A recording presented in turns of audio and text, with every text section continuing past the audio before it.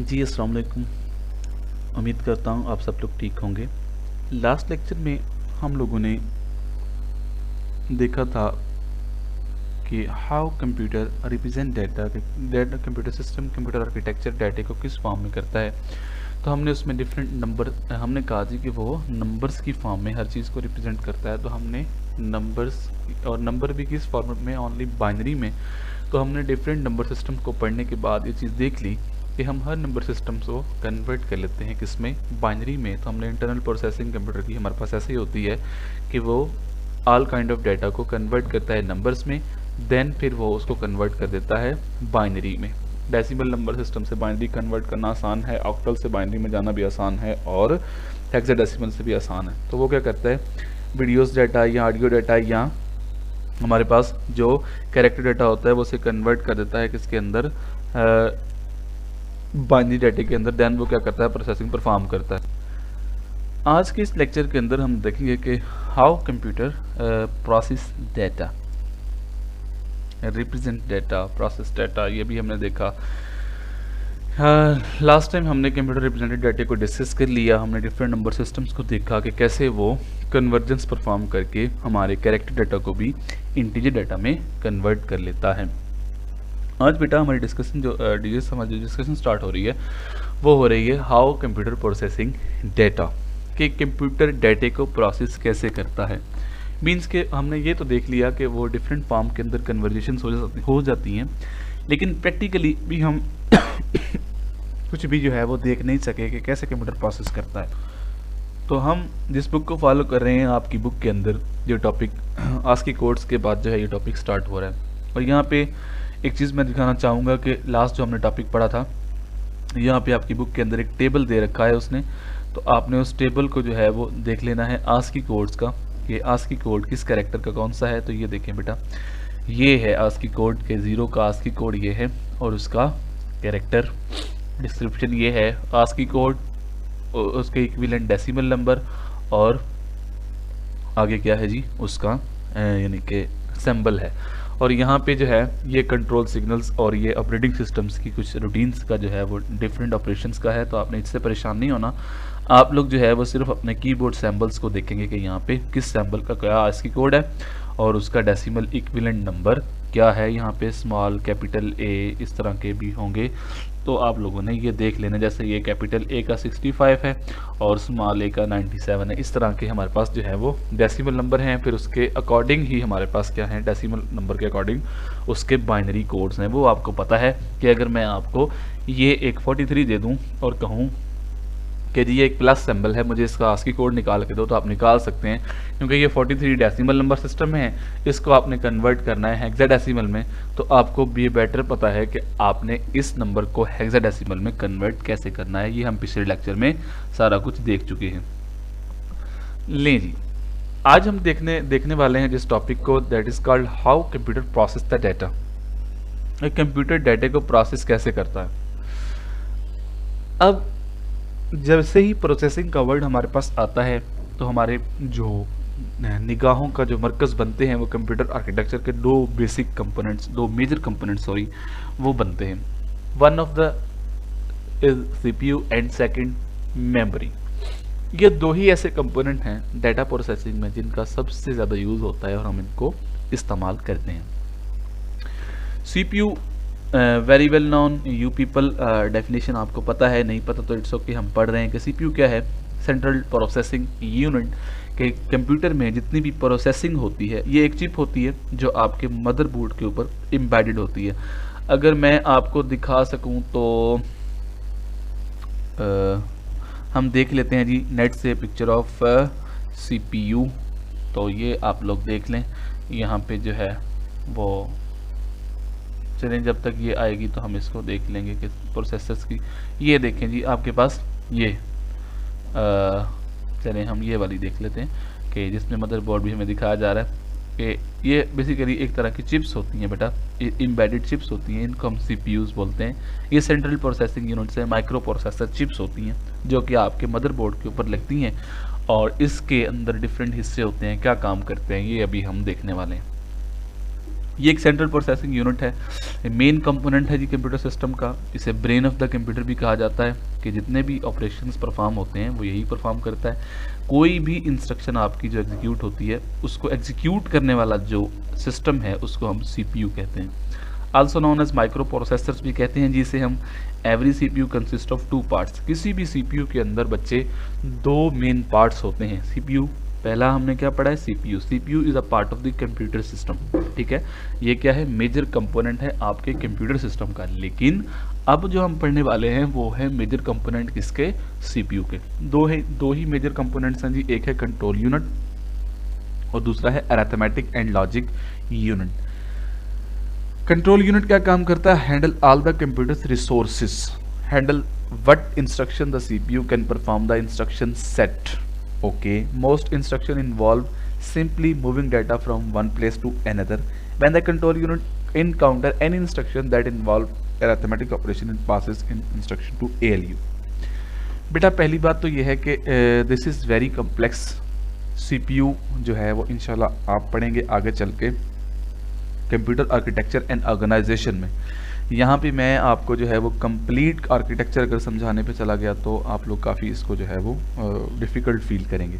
तो हमारे इस सब्जेक्ट आईसीटी के लिए हमें जितनी रिक्वायरमेंट है हम उसको उतना समझने की कोशिश करते हैं। सबसे पहली बात है, कंट्रोल यूनिट आपके सिग्नल्स होते हैं, सिग्नल बॉक्स होता है, ठीक है। ये हार्डवेयर कंपोनेंट है जो डिफरेंट सिग्नल्स के ज़रिए से आपकी मशीन को क्या कर रहा होता है, कंट्रोल। जैसे उसका नाम है ना कंट्रोल यूनिट, तो बेसिकली ये कंट्रोल यूनिट आपके तमाम एक्टिविटीज़ जो आपके सिस्टम के अंदर हो रही होती हैं उसको मॉनिटर भी कर रहा होता है और इसी के ज़रिए से ही काम हो रहे होते हैं।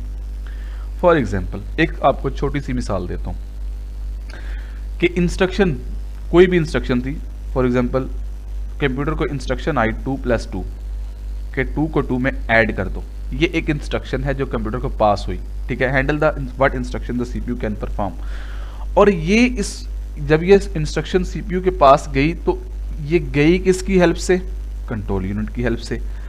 अब सीपीयू के पास कब तक है, सीपीयू के इसके साथ क्या कर रहा है, ये सीपीयू के इस वक्त किस हिस्से में है, ठीक है। फॉर एग्जाम्पल जब भी कोई बेटा इंस्ट्रक्शन एग्जीक्यूट होती है तो उसका कोई ना कोई रिजल्ट आता है, ठीक है।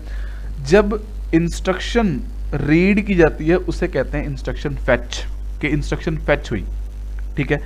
ये सारी की सारी इंस्ट्रक्शन फैच हो गई। उसके बाद इंस्ट्रक्शन क्या की जाती है, इनकोड की जाती है, मींस के उसकी कन्वर्जन कि इसका आस्की कोड क्या है, इसका आस्की कोड क्या है, इसका आस्की कोड क्या है, ठीक है। आस्की कोड्स में कन्वर्ट करके यानी कि इंस्ट्रक्शन को इनकोड करते हैं हम। इनकोड करने के बाद हम इसको ट्रांसफर करते हैं बेटा किसकी तरफ, सीपीयू की तरफ, ठीक है। सीपीयू फिर इसमें देखता है कि अगर इसमें कोई अरिथमेटिक ऑपरेशंस हैं, लॉजिकल या अरिथमेटिक, तो सीपीयू के आगे हमने पढ़े हैं 2 हिस्से हैं, ठीक है। एक कौन सा है, एक है हमारे पास एएलयू और दूसरा कौन सा है हमारे पास, कंट्रोल यूनिट। एएलयू का काम करता है अरिथमेटिक एंड लॉजिक यूनिट, उसके नाम से जाहिर है। जितने भी अरिथमेटिक के या हमारे पास logical operations, comparisons, less than, equal to, not equal to, इस तरह के कोई काम है, अगर कोई इंस्ट्रक्शन इस तरह की है, ठीक है, तो वो भी किस में जाएगी, एएलयू में। अगर कोई इंस्ट्रक्शन इस तरह की है तो वो भी किस में भेजेंगे, एएलयू में। लेकिन जब भी इंस्ट्रक्शन कंप्लीट हो जाएगी तो कंट्रोल यूनिट को सिग्नल जाएगा कि दिस इंस्ट्रक्शन कंप्लीटेड। अब ये क्या है, अब ये वाला रिजल्ट किस में ऐड करना चाहता है, किसी रजिस्टर के अंदर, ठीक है। तो इस सारी कहानी को समझने के लिए, ये आपके सिलेबस का पार्ट नहीं है, लेकिन मैंने एक और बुक से, कंप्यूटर आर्किटेक्चर एंड ऑर्गेनाइजेशन की बुक से इस यानी कि डायग्राम को, इस फिगर को मैंने लेकर आया हूँ। इसको देख के आपने बिल्कुल भी परेशान नहीं होना कि ये क्या चीज़ आ गई आईसीटी के अंदर। तो बेटा ये एक सीपीयू आर्किटेक्चर 32 बिट मिप्स आर्किटेक्चर आपका सबसे सिंपलेस्ट जो आर्किटेक्चर है, जिसमें 32 बिट की एक इंस्ट्रक्शन होती है, ठीक है। जैसे आप लोग सिस्टम्स यूज़ करते हैं 32 बिट 64 बिट, तो आजकल तो खैर सीपीयू बहुत एडवांस हैं, वो दोनों ही सपोर्ट करते हैं। आप उसमें 32 बिट विंडो इंस्टॉल कर दें, 64 बिट ऑपरेटिंग सिस्टम इंस्टॉल कर दें, आपकी मर्जी है। लेकिन ये है architecture, it's not operating system, okay. ये बेसिकली आपने अभी के लिए सबसे सिंपलेस्ट वर्ड इसके लिए ये है कि ये आपके सीपीयू की एक स्नैपशॉट है कि इंटरनल द सीपीयू क्या क्या चीज़ें लगी हुई हैं और क्या क्या कैसे ये काम करती हैं। आपके सिलेबस का पार्ट सिर्फ ये है कि आपने सिर्फ ये समझना है कि यहाँ पे चीज़ें काम कैसे कर रही हैं। आपको कोई गर्द नहीं होनी चाहिए कि ये मक्स क्या है, ये एडर क्या है, एडर क्यों कहते हैं, ये शिफ्ट 2 क्या हो रहा है, ये मक्स क्या है, मल्टीप्लेक्सर्स, ठीक है, डी मल्टीप्लेक्सर्स।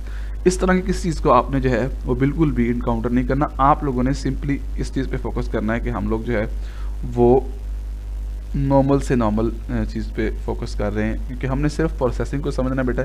हमने हरगिज़ जो है वो कम्प्लेक्सिटी में नहीं जाना, क्योंकि कम्प्लेक्सिटी हमारा ना तो एम है, हमने बेसिकली अपने टॉपिक को समझना है। अब देखते हैं जी हमारे पास कि हम इसको कैसे एग्जीक्यूट। बेसिकली अगर आपने एक डायग्राम को समझ लिया तो अगली आने वाली सारी स्लाइडें और पूरे का पूरे चैप्टर की कहानी जो है वो सॉल्व हो जाएगी। ये दिस इज जैसे मैंने पहले बताया कि ये आपके सीपीयू का आर्किटेक्चर है, ये आपके सीपीयू की सारी कहानी ये सीपीयू से रिलेटेड है। सीपीयू यहाँ पे जितनी बातें होंगी सारी सीपीयू के अगेंस्ट ही होंगी कि एक इंस्ट्रक्शन कैसे अक्कर होती है, उसे कैसे सीपीयू तक पहुंचाया जाता है, फिर सीपीयू के कौन कौन से हिस्से होते हैं, उसको वो कैसे डील करते हैं, एंड देन इंस्ट्रक्शन कंप्लीट होने के बाद किस कंपोनेंट में जाती है, ठीक है, कौन उसे ये बताता है कंप्यूटर सिस्टम को कि भाई इंस्ट्रक्शन कंप्लीट हो गई है, अब जो इसका रिजल्ट है उसे कहीं ना कहीं स्टोर करना है, उसे कहीं ना कहीं रिट्रीव करना है, ठीक है, कैसे हम इसकी कैलकुलेशन कर, ये सारी बातें हम इस डायग्राम में समझेंगे। लेकिन it's not part of your syllabus, ये सिर्फ आपको मैंने समझाने के लिए एक स्नैपशॉट यहाँ पे ली है ताकि आप लोग जो है वो क्लियरली एक आइडिया ले सकें कि हाउ कंप्यूटर प्रोसेस डाटा, कि प्रोसेस डाटा कैसे होता है। नॉर्मली हमने ये देखा, हमने यानी कि डिसाइड यहाँ पे ऊपर हमने ये बात की है कि कंप्यूटर डाटा प्रोसेसिंग के लिए मेजर हमारे पास 2 कंपोनेंट्स हैं, ठीक है जी। कौन कौन से? एक सीपीयू है, दूसरा है मेमोरी, ठीक है। तो अब हम ये देखते हैं, अब हम इन जनरल डाटा प्रोसेसिंग नहीं देख रहे, अब हम सिर्फ ये देख रहे हैं कि सीपीयू डाटे को प्रोसेस कैसे करें। सीपीयू की हमने डेफिनेशन देख ली है कि वो सेंट्रल प्रोसेसिंग यूनिट है, उसे ब्रेन ऑफ द कंप्यूटर कहते हैं। हमने उसकी पिक्चर भी एक खूबसूरत सी देख ली है कि वो इस तरह की एम्बेडेड चिप्स होती हैं जो कि हमारे मदरबोर्ड के ऊपर लगी हुई होती हैं। नेक्स्ट हम देखते हैं कि ये सीपीयू काम कैसे करता है, किस तरह हमारी इंस्ट्रक्शंस को एग्जीक्यूट करता है। कोशिश करूँगा, बेतहाशा कोशिश करूँगा कि मैं अपनी बात को बिल्कुल सिंपल लेके चलूँ और आप लोगों को किसी किस्म की कोई डिफ़िकल्टी ना आए। सबसे पहले बेटा हमारे पास है PC. PC stand for program counter, okay. Program counter क्या करता है? ये सिर्फ नेक्स्ट इंस्ट्रक्शन का एड्रेस कैलकुलेट करके अपने पास रखता है, ठीक है, क्योंकि सीपीयू जो है वो 1 billions of instructions in nano second execute करता है। तो ये भी उतने ही फास्टली क्या करता है, नेक्स्ट जो भी इंस्ट्रक्शन आनी होती है, जो भी इंस्ट्रक्शन क्यू में लगी हुई होती है, उस इंस्ट्रक्शन का जो है वो एड्रेस कैलकुलेट करके यहाँ पे रखता है। यानी कि कैसा एड्रेस? फॉर एग्जांपल ये आपके पास जनाब सीपीयू है, इस सीपीयू ने क्या करनी है, इंस्ट्रक्शन रीड करनी है। तो बेटा इंस्ट्रक्शन रीड वो कहाँ से करेगा? किसी मेमोरी से करेगा ना, किसी जगह से करेगा ना, ठीक है। फॉर एग्जांपल ये 2+2 ये इंस्ट्रक्शन आनी है, ठीक है। फॉर एग्जांपल ये जी आपके पास इंस्ट्रक्शन आनी है, तो बेटा ये 2 एक वेरिएबल होगा, ये 2 एक वेरिएबल होगा, ये एक ऑपरेटर होगा, 2 ऑपरेंड होंगे, तो जाहिर बात है ये कहीं ना कहीं रैम के अंदर, मेमोरी के अंदर स्टोर होंगे। अच्छा एक बात इनमें रखनी है, यहाँ पे जब भी मैं मेमोरी की बात करूँगा ना तो आपके मेमोरी से मुराद आपने किसको लेना है बेटा? रैम को। अच्छा जी, अब ये देखें कि इससे मुराद क्या होगा? रैम के अंदर ये इंस्ट्रक्शन पड़ी हुई है 2+2। जाहिर सी बात है रैम में इसने कुछ स्पेस ले रखी होगी, ठीक है। हमने ये देखा है कि रैम के अंदर डाटा कैसे स्टोर होता है, आपको पता है, मिड में हमने ये सारी चीज़ें पढ़ ली हैं, ठीक है। इसीलिए वो हमने पढ़ी थी कि हमें इंट्रोडक्शन पता होता, हम आगे एडवांस चलेंगे। आज मैं आपको बता रहा हूँ कि रैम के अंदर डाटा का फिजिकल एड्रेस होता है, ठीक है। फिजिकल एड्रेसेस रैम के अंदर होते हैं कि फॉर एग्जांपल ये जी 000XA रैम के फिजिकल एड्रेसेस हेक्साडेसिमल में होते हैं, ये बात भी हमने बड़ी दफ़ा की है, ठीक है। अब प्रोग्राम काउंटर क्या करता है, ये एड्रेस कैलकुलेट करके रख देता है कि भाई इस एड्रेस से तुमने नेक्स्ट इंस्ट्रक्शन को फेच करना है। कोई भी इंस्ट्रक्शन बेटा, एक बात याद रखिएगा, आगे एक चीज़ आपकी इन्हीं स्लाइड्स में आने वाली है, वो है मशीन साइकिल। आपकी ये स्लाइडें थोड़ी सी आगे पीछे हैं तो जैसे दी गई हैं मैं इसको फॉलो कर रहा हूँ, लेकिन मैं जो एक फ्लो के साथ पढ़ा रहा हूँ इंशाल्लाह आपको सारी चीज़ें समझ आ जाएंगी। किसी भी कंप्यूटर आर्किटेक्चर में किसी भी इंस्ट्रक्शन के बेटा कुछ स्टेप्स होते हैं कि इंस्ट्रक्शन एग्जीक्यूट कैसे होती है, कोई भी इंस्ट्रक्शन, ठीक है। हमने बेसिकली डाटा प्रोसेसिंग आज देख रहे हैं, तो हम इंस्ट्रक्शन की बात बार बार जो है वो करेंगे और इसको हम देंगे। सबसे पहले ये है इंस्ट्रक्शन, ओके बेटा। तो आज हम इंस्ट्रक्शन की एग्जीक्यूशन को देखेंगे। अब इसमें देखिए हमारे पास सबसे पहले जो काम होता है वो है फेचिंग का। इंस्ट्रक्शन फेच की जाती है, सबसे पहले इंस्ट्रक्शन फेच की जाती है। तो इंस्ट्रक्शन फेच करने से मुराद कि इंस्ट्रक्शन अगर हमने फेच करनी है तो ये बिल्कुल क्लियर कट थिंग है कि हम फेच कहाँ से करेंगे बेटा, किसी न किसी मेमोरी रिसोर्स से करेंगे, ठीक है। कोई वेरिएबल है, कोई वैल्यू है, वो मेमोरी में होगी तो हम उसे फेच करेंगे ना। और ये बात भी क्लियर है कि अगर वो किसी मेमोरी में होगी तो उसका कोई ना कोई एड्रेस भी होगा। तो अब हम चलते हैं अपने उस स्क्रीन पे। तो यहाँ पे अगर हम देखें तो ये वाला जो प्रोग्राम काउंटर है ये क्या करता है, ये हमारी उस इंस्ट्रक्शन का एड्रेस कैलकुलेट करके नेक्स्ट इंस्ट्रक्शन का एड्रेस अपने पास रखता है। कहाँ पे रखता है जी, हमारे पास एक कंप्यूटर सिस्टम का प्रोसेसर का एक कंपोनेंट है बेटा, उसे हम कहते हैं इंस्ट्रक्शन मेमोरी, ठीक है। इंस्ट्रक्शन मेमोरी के जब भी इंस्ट्रक्शन फेच करना होती है तो एड्रेस कहाँ से हम लोग लेते हैं, इंस्ट्रक्शन फेच करके इंस्ट्रक्शन मेमोरी में आ जाती है। सबसे पहले इंस्ट्रक्शन फेच होती है। फेच कैसे होती है, इस एड्रेस की मदद से, जो किसने कैलकुलेट किया होता है, हमारे पीसी ने हमारे लिए कैलकुलेट करके रखा होता है। हम यहाँ से एड्रेस लेते हैं, उस एड्रेस पे जाते हैं और वहाँ पे हमारी इंस्ट्रक्शन पड़ी हुई होती है, कोई भी इंस्ट्रक्शन होती है। मैंने ये मिसाल के तौर पर 2+2 लिखी थी। फॉर एग्जांपल ये रैम के अंदर 001X एड्रेस पे पड़ी हुई थी, सॉरी मैं X लिख रहा हूँ, F तक नंबर आते हैं हेक्साडेसिमल में, 1F एड्रेस पे, ठीक है। तो ये क्या करेगा, ये उस एड्रेस पे जाएगा, जाके वहाँ से इंस्ट्रक्शन फेच करेगा। ये बात तो उम्मीद करता हूँ कि आपको समझ आ गई होगी कि हमने इंस्ट्रक्शन को फेच कैसे किया और यहाँ तक हम कैसे पहुँचे।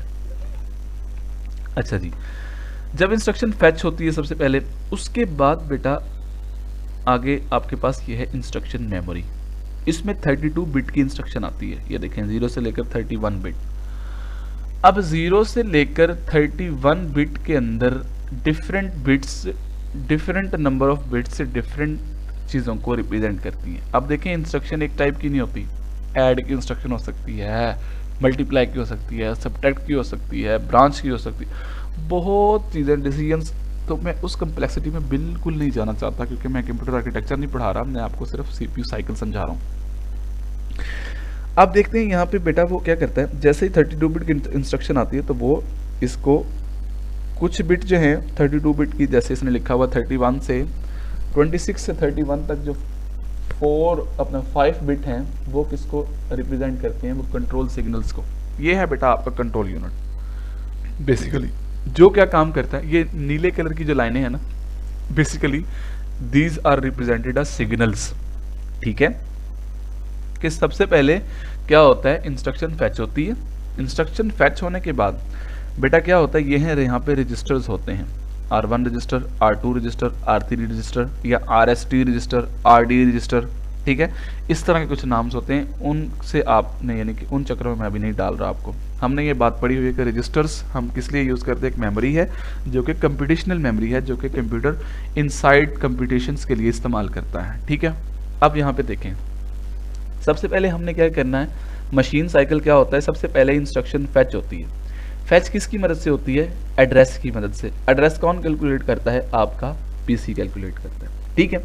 अब जी आपकी इंस्ट्रक्शन फेच हो चुकी है, वो कहाँ पे आ चुकी है, आपकी इस इंस्ट्रक्शन मेमोरी में।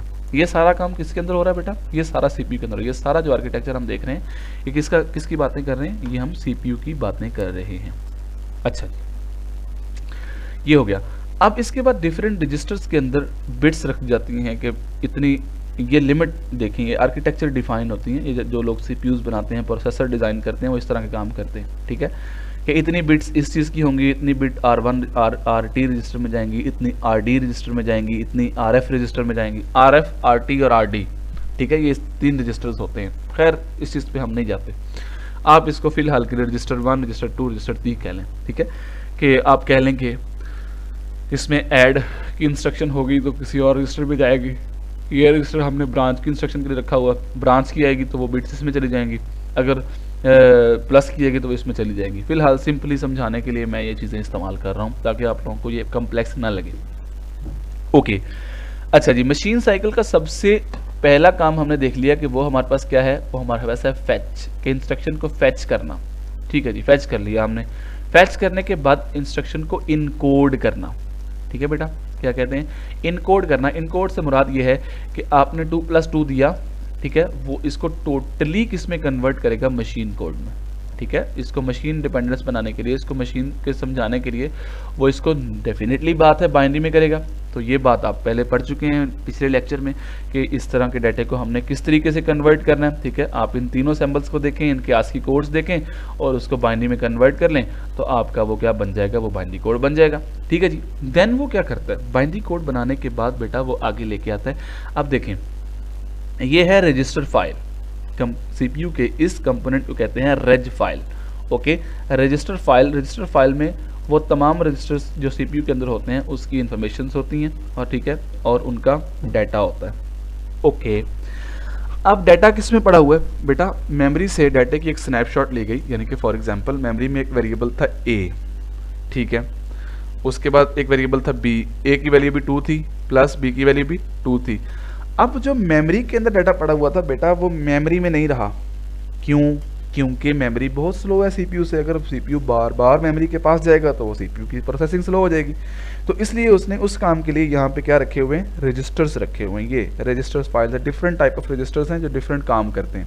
ठीक है, वो डाटा की एक कॉपी वहाँ से उठाता है, डाटा इंस्ट्रक्शन को फैच करता है और ला के आपके इन रजिस्टर्स फाइल के अंदर डाटे को स्टोर कर देता है। अब काम ये है कि अब उस डाटा के ऊपर आपने क्या करना है, कोई फंक्शन परफॉर्म करना है, कोई फंक्शन परफॉर्म करना है। अब फंक्शन परफॉर्म करने के लिए फंक्शन क्या हो सकता है, ऐड, सब्ट्रैक्ट। और याद रखें कंप्यूटर के इनसाइड जो ऑपरेशंस हैं वो सारे इस तरीके के ही होते हैं। ठीक है, क्योंकि कंप्यूटर नंबर्स को ही, हर डाटे को नंबर्स की फॉर्म में प्रोसेस करता है। तो बेटा कंप्यूटर के अंदर जितने भी ऑपरेशन हैं वो किस फॉर्म में होंगे, definitely plus, minus, multiplication, binary additions, binary subtractions and यानी कि logical operations, less than, equal to, greater than, इस तरह के यानी कि लॉजिकल ऑपरेशंस। तो बेटा उसके लिए सीपीयू का एक पार्ट डिजाइन किया गया जिसे हम कहते हैं ALU, arithmetic and logic unit, जिसकी हम अभी बात कर रहे थे। ठीक है, तो ये हिस्सा क्या करता है, ये फिर यहाँ से फॉर एग्जांपल वैल्यू 1 थी, ये 1 रजिस्टर 1 से 1 पास होगी, 2 पास होगी और इसको ये यहाँ पे ना एक चीज़ होगी, ये कम्प्लेक्स हो गया, यहाँ पे एक चीज़ होगी ओप कोड। ठीक है, एएलयू कंट्रोल, ये देखें ये लाइन जा रही है, ये रेड, ये ALU control.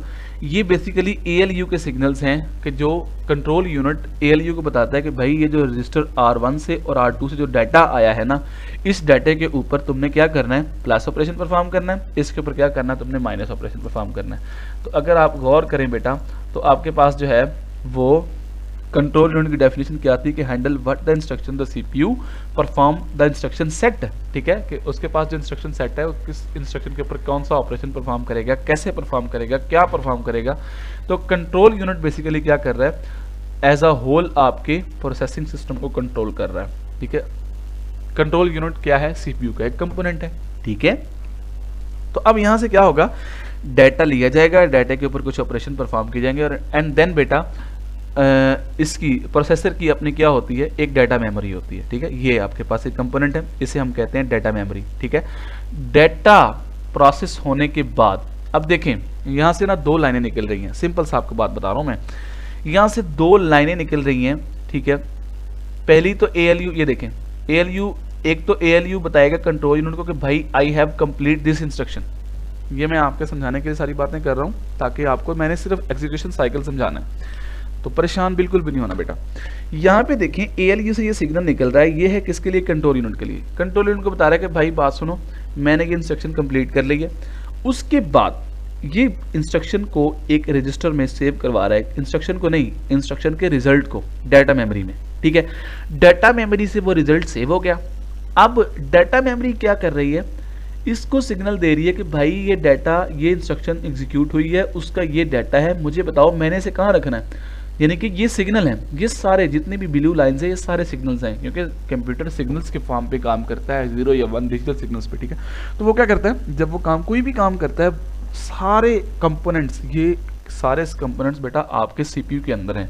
Control unit, ALU, multiplexers, एक डी मल्टीप्लेक्सर्स होते हैं, sign extended, ALU control, control unit, shift, adders, program counter, instruction memory, register file, data memory, ये सारा कुछ आपके सीपीयू के अंदर है।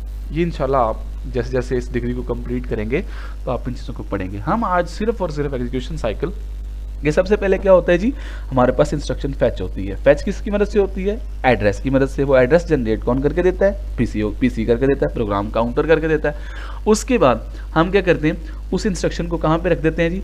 इंस्ट्रक्शन मेमोरी के अंदर। इंस्ट्रक्शन मेमोरी के अंदर आगे डाटा किस में जाता है जी? रजिस्टर फाइल में। रजिस्टर फाइल में क्या होता है कि इंस्ट्रक्शन मेमोरी जैसे ही इसको एड्रेस मिलता है तो इंस्ट्रक्शन मेमोरी क्या करती है? इंस्ट्रक्शन को फैच करती है। जैसे ही फैच करती है तो रैम के अंदर जहाँ जहाँ पे जिस लोकेशन पे डाटा पड़ा होता है उस डाटा की एक कॉपी उठा के वो किस में रख देता है? रजिस्टर फाइल में। और सीपीयू फिर क्या करता है? डायरेक्टली डाटा किससे ले रहा होता है?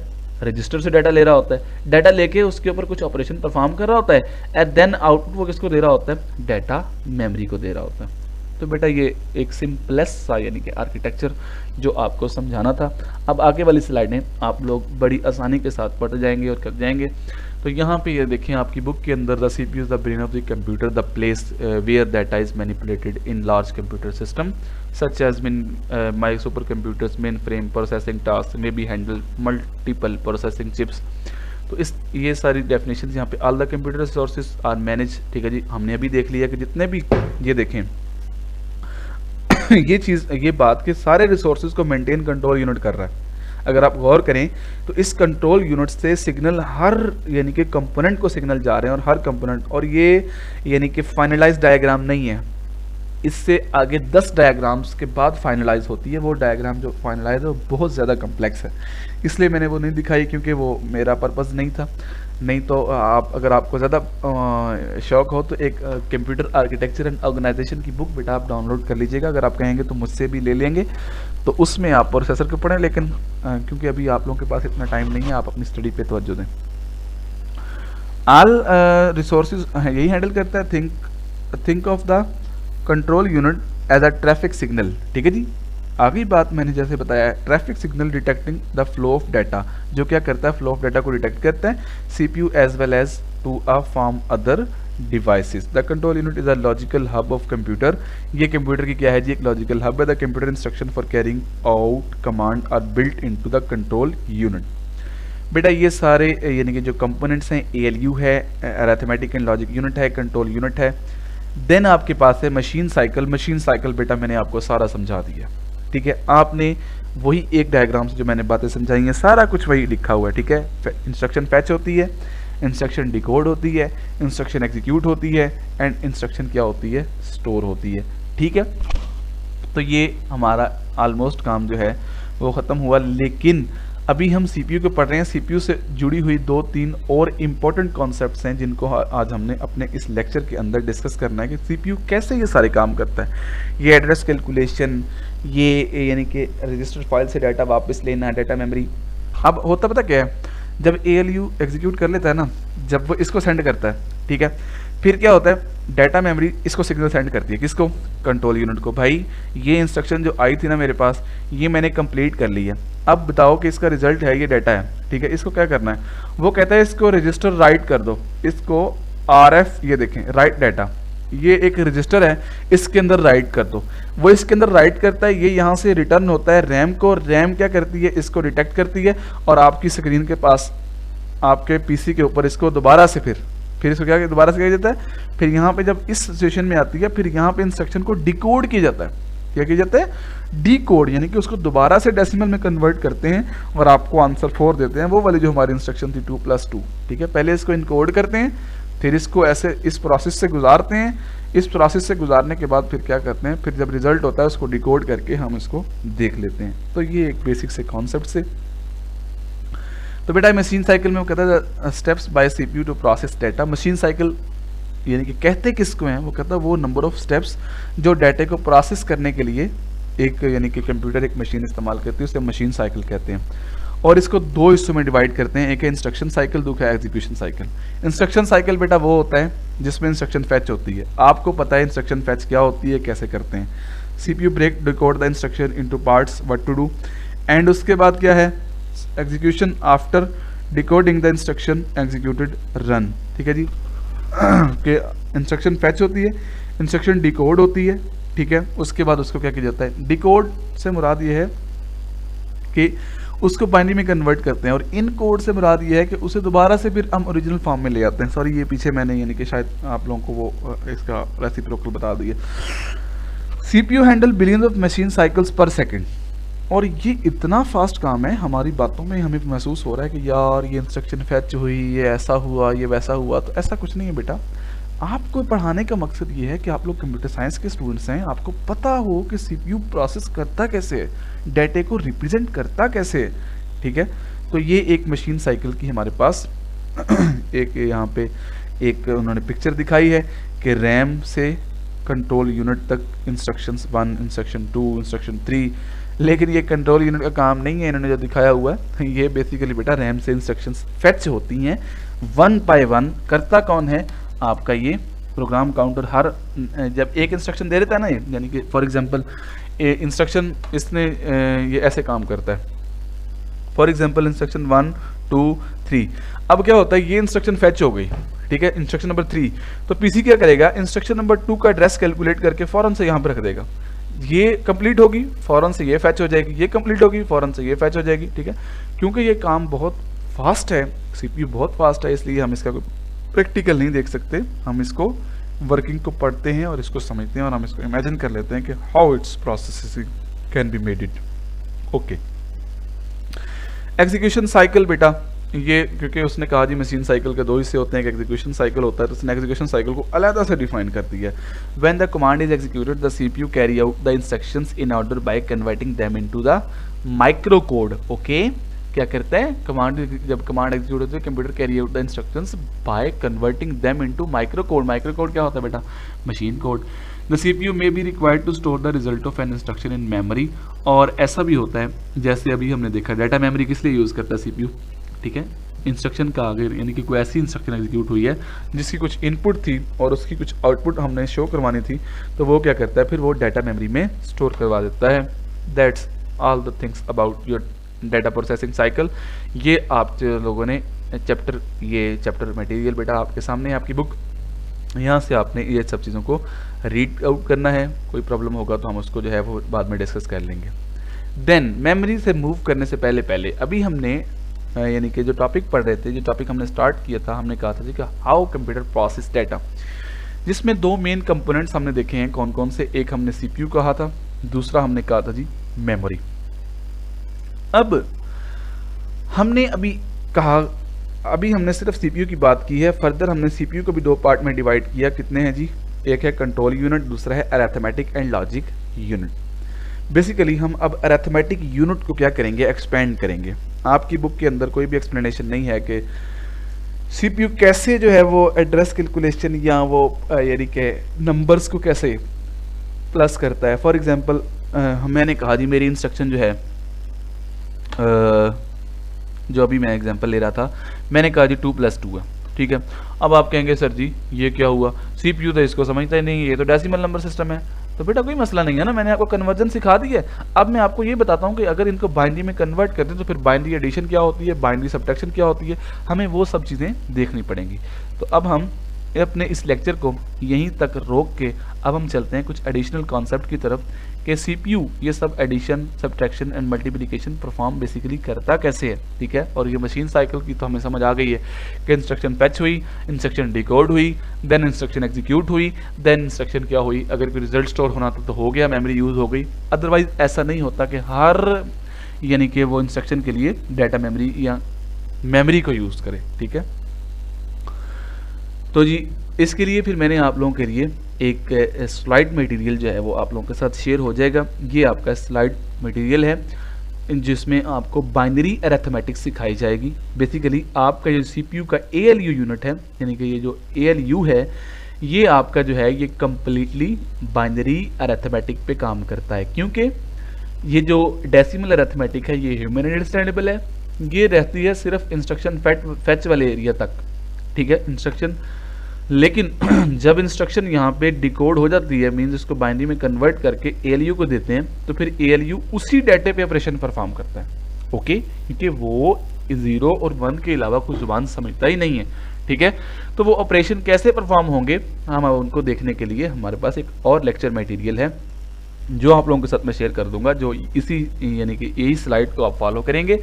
इसमें आपको मैं यानी कि कॉन्सेप्ट्स पढ़ाऊंगा बाइनरी अरिथमेटिक के। आप लोग ने काम ये करना है कि इन तमाम एग्जाम्पल जो इसमें से हैं, इसमें कुछ एग्जाम्पल्स भी हैं, कुछ आप लोगों के लिए प्रैक्टिस क्वेश्चंस भी हैं, आपने इनको कर लेना है। उसके बाद अगर फिर भी आप लोगों को ज़्यादा अच्छा लगे और आप लोगों को प्रैक्टिस करना हो, तो आप मैक्सिमम जो है वो एग्जाम्पल्स नेट से डाउनलोड करें, उनको हाथ से सॉल्व करें। कोई मसला आए तो फिर आप कंसर्न कर सकते हैं। It's okay, we will discuss later इंशाल्लाह। जी, तो अब हम स्टार्ट करते हैं अपने बाइनरी अरिथमेटिक को। हमारे पास ये स्लाइड्स मटेरियल्स हैं जो मैंने आप लोगों के साथ शेयर कर दूंगा, आप लोगों ने इसको फॉलो करना है। बाइनरी अरिथमेटिक में सबसे पहले जिस तरह सिंपली हमारे पास डेसिमल नंबर सिस्टम्स में होते हैं addition, subtraction and division and multiplication, ऐसे ही सेम जो हैं ये अरिथमेटिक, बेसिक अरिथमेटिक ऑपरेशन जो हैं वो बाइनरी नंबर्स के साथ भी परफॉर्म किए जाते हैं, लेकिन उनके रूल्स और उनके तरीक़ेकार कुछ डिफरेंट होते हैं। The step used for computer to complete the addition are usually greater than a human, but their processing speed is far superior. जाहिर सी बात है कि कंप्यूटर को अगर हम दो नंबर यानी कि कंप्यूटर जो है हर बंदा अपनी नेटिव ज़ुबान में कंफर्टेबल जोन फील करता है। हम अभी को कहे कि 0 2 + 2 हम फट से कहेंगे, 4 बगैर देखे कह देंगे। लेकिन अगर हमें को कह दे 0 0 1 + 1 1 0 = 2, तो हमें क्या लगेगा, हमें कुछ टाइम लगेगा इसको सॉल्व करने में और हम थोड़ी सी आर महसूस करेंगे। लेकिन कंप्यूटर में क्या है, कंप्यूटर में बाइनरी उसकी नेटिव लैंग्वेज है, तो कंप्यूटर की जो स्पीडअप है वो इस ऑपरेशंस पे यानी कि बाइनरी अरिथमेटिक्स के ऊपर बड़ी फास्ट होती है बजाय इस ऑपरेशन के। ठीक है, वो डाटे को जब इस फॉर्म में कन्वर्ट कर लेता है तो उसकी प्रोसेसिंग स्पीड जो है वो 2 टाइम नंबर ऑफ टाइम्स के लिए इंक्रीज हो जाती है और बड़ा हाई प्रोसेसिंग स्पीड आती है। बाइनरी अरिथमेटिक के कुछ रूल्स हैं बेटा जो आप लोगों के सामने इस वक्त डिफाइन है। यू कैन सी नाउ कि 0 + 0 0 होता है, 0 + 1 1 होता है, 1 + 0 1 होता है, 1 + 1 = 0 होता है, और कैरी 1 यानी कि कैरी हम कंसिडर करते हैं 1 + 1 = 2 नहीं होता। उसका रीज़न ये है कि बाइनरी के अंदर हमारे बाइनरी नंबर सिस्टम की बेस 2 है, तो उसमें मैक्सिमम सिंगल डिजिट क्या होता है बेटा, 1 होता है। इसके बाद कोई डिजिट 2 लिखेंगे तो क्या होगा, वो हमारी बेस 2 से नंबर निकल के डेसिमल या उसमें ऑक्टल में चला जाएगा। इसलिए हम फिर क्या करते हैं, हम 1 + 1 = 0 और कैरी 1 करते हैं। कैसे, ये आगे हम एग्जाम्पल में देखते हैं। ये आपके पास एग्जाम्पल है जी, ये आपके 2 बाइनरी नंबर्स हैं, इनको आपने क्या करना है, ऐड करना है। तो हमारे पास रिजल्ट क्या आना चाहिए, हम ऐसे पहले इसको देख लेते हैं, इसका सोल्यूशन भी मौजूद है आपके पास, लेकिन हम इसको करके देखते हैं किसके ज़रिए से, इन रूल के ज़रिए से। अब इन रूल्स को इम्प्लीमेंट करके हम क्या करते हैं, इस एग्जाम्पल को सॉल्व करते हैं। पॉइंटर ऑफ करके उस स्लाइड पे चलते हैं, फिर अपना पॉइंटर ऑन करेंगे, फिर हम इन रूल्स को सामने रखते हुए इस पॉइंटर पे काम करेंगे। फॉर एग्जांपल रिजल्ट क्या आना चाहिए जी, 1 + 1, तो यहाँ से रूल देखें कि 1 + 1 = क्या होता है, 0। तो 1 + 1 हमारे पास क्या होगा जी, 0, और ये देखें ये कैरी 1, ओके, 1 कैरी करता है। देन फिर ये 1 + 1 0 एंड क्या होगा, कैरी 1, ओके। देन अब क्या होगा, 1 + 0, तो क्या आएगा यहाँ पे 1 आएगा। देन क्या होगा, 1 + 1 = 0 बट कैरी 1 एंड कैरी आपके पास आ जाएगा। तो ये इन 2 नंबर्स को हमने ऐड किया तो ये हमारे पास क्या आया जी, हमारे पास रिजल्ट आ गया। नेक्स्ट यहाँ पे अगर हम देखें तो इसमें वो कह रहा है कि चेक द आंसर, इसका आंसर चेक कीजिएगा। तो ये आप लोगों के लिए क्या है, एक असाइनमेंट है। आपने 9 और 11 को क्या करना है बेटा, बाइनरी में कन्वर्ट करना है, देन इन दोनों को ऐड करके देखना है कि क्या वाकई ऐसा होता है। ऐसे देखने में तो डेसिमल नंबर सिस्टम में जो है वो यानी कि 20 आ रहा है, ठीक है। अब आप बाइनरी में इसको कन्वर्ट करेंगे और देन फिर आप इन दोनों नंबर्स को क्या करेंगे, ऐड करेंगे। इसके नेक्स्ट भी एक एक्टिविटी आपको दी हुई है, perform the following addition in binary. तो ये भी सेम ऐसे ही है कि आपने ये बेस 10 वाले नंबर्स हैं, इनको बाइनरी एडिशन उसी वक्त परफॉर्म कर सकेंगे ना जब आप इन दोनों नंबर्स को क्या करेंगे, कन्वर्ट करेंगे किसमें, बाइनरी में, और देन आप इनको क्या करेंगे, ऐड करेंगे। ओके हो गया। नेक्स्ट अब हम देखते हैं बाइनरी सब्ट्रैक्शन को। कंप्यूटर के लिए बाइनरी सब्ट्रैक्शन जो है वो मुश्किल ऑपरेशन है। Computer have a trouble performing subtraction and following rules should be employed. तो फिर क्या करता है कंप्यूटर बेसिकली कर एडिशन ही रहा होता है, लेकिन वो अपना रूल चेंज करता है। रूल देखें, वो कहता है कंप्यूटर के लिए ये काम करना मुश्किल है कि x माइनस एक्स के x में से x को माइनस कर दो, इट इज़ इम्पॉसिबल। ठीक है, फिर कंप्यूटर क्या करता है, x में से माइनस कर दो, x में प्लस कर दो माइनस एक्स। ठीक है, कंप्यूटर फिर रूल ये यूज़ करता है कि x में प्लस कर दो माइनस एक्स, कि जिस नंबर को हमने माइनस करना है हम क्या करते हैं, उसका पहले टूज कंप्लीमेंट लेते हैं, कंप्लीमेंट लेके फिर हम उसको ऐड करते हैं किसके अंदर, नंबर 1 के अंदर। तो फिर हम उसको यानी कि हमारे पास क्या होती है, उसे हम कहते हैं बाइनरी सब्ट्रैक्शन। लेकिन अब हमें टूज कंप्लीमेंट का तो पता ही नहीं है वो क्या होता है, तो चलें हम उसको देखते हैं कि वंस कंप्लीमेंट क्या होता है, टूज कंप्लीमेंट क्या होता है, और हम बाइनरी सब्ट्रैक्शन को कंप्लीट कैसे करते हैं। अब बाइनरी सब्ट्रैक्शन के रूल हम पहले पढ़ लेते थे, फिर हम 1 और 2 कंप्लीमेंट को डिस्कस करते हैं कि convert the number two binary. ठीक है, जब बाइनरी सब्ट्रैक्शन आएगी तो आपने क्या करना है, आपने सबसे पहले क्या करना है, convert the numbers to binary. कि अगर वो नंबर बाइनरी में नहीं है, फॉर एग्जांपल मैं आपको कोई 2 डेसिमल नंबर देता हूँ कि 12, एक नंबर है 12, दूसरा है 8, और उसके ऊपर बाइनरी सब्ट्रैक्शन परफॉर्म कर दें, तो सबसे जो पहला काम है, अगर वो बाइनरी नहीं है जिस भी नंबर सिस्टम में, आप उन्हें कन्वर्ट कर लें किसमें, बाइनरी में। अब वो आपको पता है, हम पिछले लेक्चर में वही तो हमने प्रैक्टिस की है। And perform two's complement on the second number. और जो सेकंड नंबर है, फॉर एग्जांपल आपके पास स्टेटमेंट ये है a minus B. Okay, a की वैल्यू मैं बताता हूँ जी वो 12 है, और b की वैल्यू मैं बताता हूँ जी कि वो क्या है, 8 है। तो ये है आपका फर्स्ट नंबर, ठीक है जी, और ये है आपका सेकंड नंबर। पहला रूल तो ये है कि ये जो दोनों नंबर हैं ये इस वक्त डेसिमल में हैं, तो आप इन्हें, पहला रूल ये कहता है कि convert the numbers into the binary, आप इनको बाइनरी में कन्वर्ट कर लें। सेकंड रूल ये कहता है कि आप सेकंड नंबर का जो कि बाइनरी में कन्वर्ट हो चुका है उसका लें टूज कंप्लीमेंट। ठीक है जी, और उसके बाद फिर आप इन दोनों को ऐड कर दें, तो आपके पास अपना बाइनरी सब्ट्रैक्शन परफॉर्म हो जाएगी। तो वंस और टूज कंप्लीमेंट क्या होते हैं, हम इसको भी देख लेते हैं। सिंपल सा काम है, इसमें कोई मसला नहीं है बेटा, आगे आपकी स्लाइडों में आना, लेकिन मैं आपको वैसे मैनुअली खुद समझा देता हूँ। फॉर एग्जांपल ये आपके पास एक नंबर था 000110, ये एक बाइनरी नंबर था जी, या हम कंसीडर कर लेते हैं, अगर हम इस सिनेरियो को देखें, हमने दूसरे नंबर को बाइनरी में कन्वर्ट कर लिया। अब वो कहता है कि सबसे पहले इसका टूज कंप्लीमेंट लें। अच्छा, टूज कंप्लीमेंट हम डायरेक्ट नहीं ले सकते, उसमें हमारे पास कुछ काइंड ऑफ ट्रबल्स आती हैं। ठीक है, हम क्या करते हैं, पहले इस नंबर का लेते हैं वंस कंप्लीमेंट। वंस कंप्लीमेंट बहुत ही सिंपल है, बहुत ही सिंपल है। वंस कंप्लीमेंट एक रूल है कि जहाँ जहाँ पे 1 आएगा आप उसको 0 से रिप्लेस कर देंगे, और जहाँ जहाँ पे 0 आएगा आप इसको किससे रिप्लेस कर देंगे जी, 1 से रिप्लेस कर देंगे। Very simple. तो आप इसका, इस नंबर का 1 कंप्लीमेंट लें जी, 0 है इसको 1 कर दें, 1 है इसको 0 कर दें, 1 है इसको 0 कर दें, और 1 0 है इसको 1 कर दें। ये इसका वंस कंप्लीमेंट आ गया। ओके, ये वंस कंप्लीमेंट ले लिया। अब टूज कंप्लीमेंट में हम क्या करते हैं, टूज कंप्लीमेंट में हम क्या कम करते हैं कि हम वंस कंप्लीमेंट के अंदर क्या कर देते हैं, 1 ऐड कर देते हैं, तो हमारे पास वो टूज कंप्लीमेंट आ जाता है। ठीक हो गया जी। अब ये हमारा वंस कंप्लीमेंट का रिजल्ट था, इसमें हमें क्या ऐड करना है, इसे हमने 1 ऐड करना है। साथ आप 0 लगा दें या ना लगाएं, इट्स ओके। ठीक है जी। अब सिंपली हमने क्या करना है, अब हमने एडिशन यहाँ पे करनी है, तो 1 ऐड करना है इस नंबर के अंदर। तो आपको बाइनरी एडिशन हम पहले पढ़ चुके हैं, 1 1 is equal to 0, carry 1 1 0 is equal to 1। ठीक है जी, एंड 0 एंड 1। ओके बेटा, ये हमारे पास क्या है, this is the answer of two's complement. Then इस टूज कंप्लीमेंट को हमने ऐड कर देना है किसके अंदर, पहले नंबर के अंदर, जो हमारे पास वो 2 नंबर थे ना, a माइनस बी, जिसका 12 था, ठीक है, और इसका 8 था। अब ये 12 की बाइनरी बन चुकी है। अब ये जो 12 के अंदर जो बाइनरी है उसके अंदर इसको ऐड कर देंगे, तो हमारे पास क्या हो जाएगा, हमारे पास at the both numbers together हमारे पास बाइनरी सब्ट्रैक्शन परफॉर्म हो जाएगी।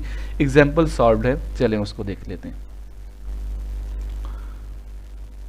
एग्जाम्पल 1, ये एक 12 है, 8 है। उसने सबसे पहले क्या किया जी, इस स्टेप में, स्टेप 1 में उसने क्या किया, दोनों नंबर्स को, 12 को एंड 8 को उसने किस में कन्वर्ट किया, बाइनरी के अंदर कन्वर्ट कर लिया। बाइनरी में कन्वर्ट करने के बाद उसने क्या लिया, इनका 2 वंस कंप्लीमेंट लिया। देखें जहाँ जहाँ पे 0 था वहाँ पे उसने 1 कर दिया, जहाँ जहाँ पे 1 था वहाँ पे उसने 0 कर दिया, बस इतनी सी बात है। अच्छा यहाँ पे देखें 2 4 6 8, इसने 8 बिट रिप्रेजेंटेशन दी है, ठीक है।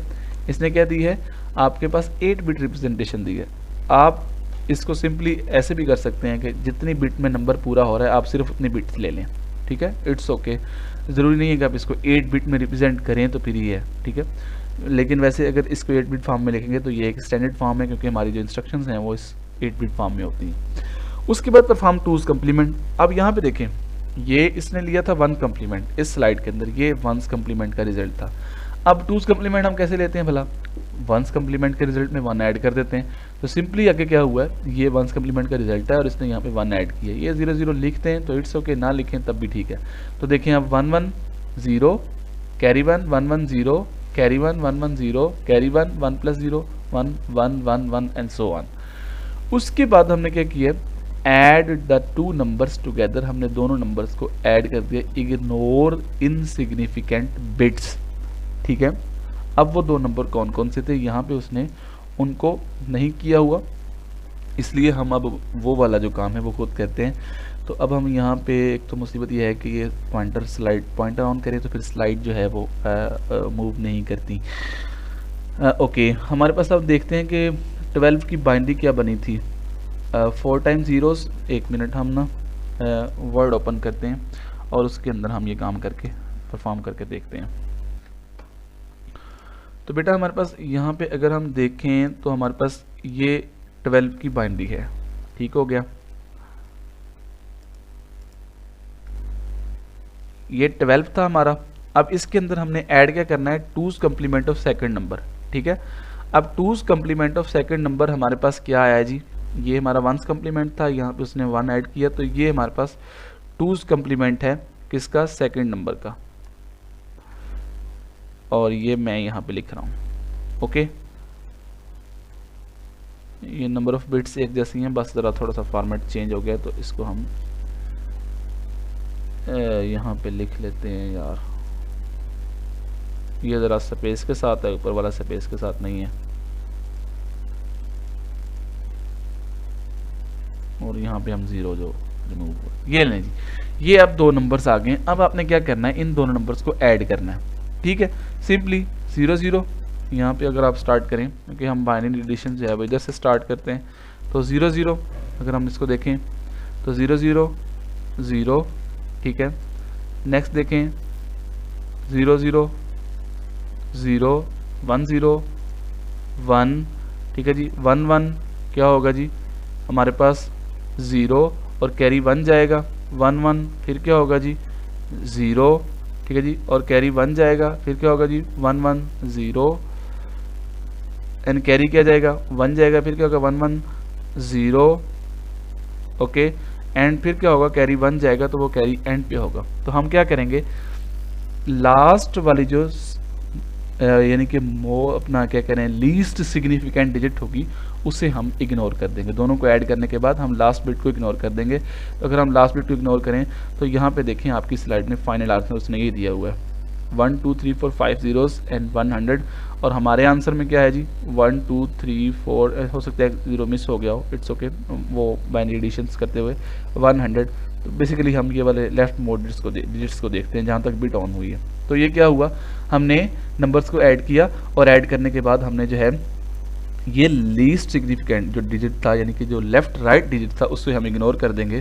तो इस तरीके से हमारी बाइनरी सब्ट्रैक्शन परफॉर्म हो जाएगी। तो ये थी बाइनरी सब्ट्रैक्शन, जो कि it's not a simple like addition, क्योंकि डायरेक्टली जो है वो कंप्यूटर ट्रबल फील करता है किसके अंदर जी, बाइनरी सब्ट्रैक्शन के अंदर। तो इसके लिए फिर हमें क्या करना पड़ता है, हम रूल ये इस्तेमाल करते हैं। इस रूल्स को इस्तेमाल करने के लिए हम क्या करते हैं, इस एक्स का कम्प्लीमेंट क्या होता है बेटा, रिवर्सिबल होता है, ठीक है। तो हम क्या करते हैं, किसी भी नंबर का इन्वर्ट लेते हैं, फिर उनको ऐड करते हैं, ठीक है, और फिर क्या करते हैं, उसकी लीस्ट सिग्निफिकेंट डिजिट जो होता है उसको हम डिस्कार्ड कर देते हैं, तो वो हमारा आंसर होता है।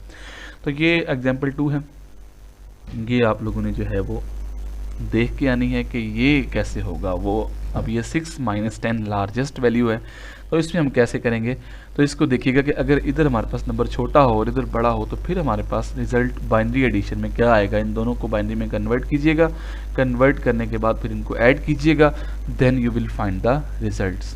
तो आगे ये कुछ यानी कि उसने सॉल्व किया हुआ, बल्कि उसने क्या किया, अब देखें पहले ये था कि पहला नंबर बड़ा था दूसरा छोटा था, पहला छोटा है दूसरा बड़ा है। आइना अगर हम इसको नॉर्मल मैथमेटिक्स में ले जाएं तो ये आंसर माइनस में आएगा, लेकिन बाइनरी में इसके साथ क्या होने वाला है ये देखते हैं जी। बाइनरी में हमने किया perform one's complement, same process same है सब्ट्रैक्शन का, ठीक है जी। उसके बाद हमने उसमें 1 ऐड किया तो ये आ गया। उसके बाद जी हमने क्या किया, and with a negative bit, ठीक है, कि अगर हमारी लीस्ट सिग्निफिकेंट डिजिट 1 हो तो इसका मतलब है कि हमारा आंसर किस में होगा, माइनस में होगा। तो जाहिर सी बात है, हमने पहले ही देख लिया था कि इसका आंसर किस में आएगा, माइनस में आएगा। तो अगर लीस्ट सिग्निफिकेंट डिजिट जो है वो आपके पास क्या हो, 1 हो, तो आंसर किस में जाता है बेटा, माइनस में जाता है, ठीक है। तो example 2 perform one's complement on the result, add 1 to the result. तो एग्जाम्पल 2 में फिर हम क्या करते हैं, फिर इसको यानी कि कन्वर्ट करने के लिए फिर हम क्या करते हैं, वंस कम्प्लीमेंट लेते हैं, ठीक है। वंस जो भी रिजल्ट आता है, यहाँ पे जो रिजल्ट आया इस सारे का हमने क्या लिया है, वंस कम, जहाँ जहाँ 0 वहाँ वहाँ 1, बाकी सारे 0। तो देखें जहाँ जहाँ 1 है वहाँ उसने 0 किए, बाकी सारे 1 1 कर दिए। और उसके बाद क्या किया बेटा, आपके पास ये रिजल्ट था, ये देखें ये था आपका रिजल्ट, ठीक है। ये 1 2 3 4 5 6 7 टाइम 1 एंड 2। अब इसको उसने सेम ऐसे लिख लिया, 2 4 एंड 6 होंगे, फिर 2 4 हाँ 6 ही है, ओके। तो यहाँ पे उसने वैसे लिख लिया। उसके बाद उसने क्या किया है, परफॉर्म वंस कम्प्लीमेंट, उसका वंस कम्प्लीमेंट लिया, ये देखें 0 की जगह पे 1, 0 की जगह 1 1 0 0 0, okay. Add 1 to the result, ठीक है। वंस कम्प्लीमेंट का जो रिजल्ट है उसमें 1 ऐड कर दिया, तो ये किस में कन्वर्ट हो गया है, ये पॉजिटिव में कन्वर्ट हो गया है।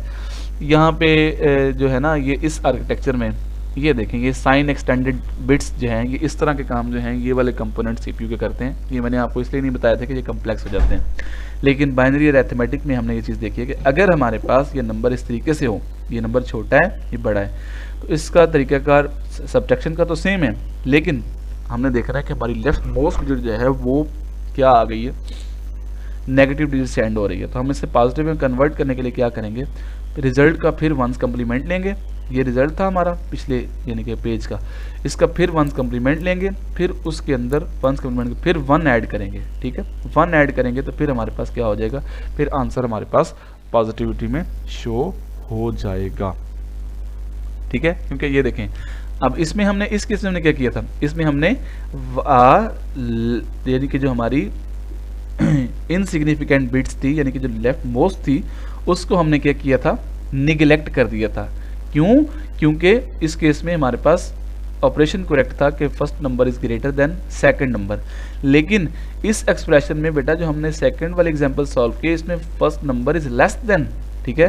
तो यहाँ पे अब हम इसको निगलेक्ट नहीं कर सकते, अगर हम इसको निगलेक्ट करते हैं तो क्या होगा, हमारा आंसर रॉन्ग आएगा।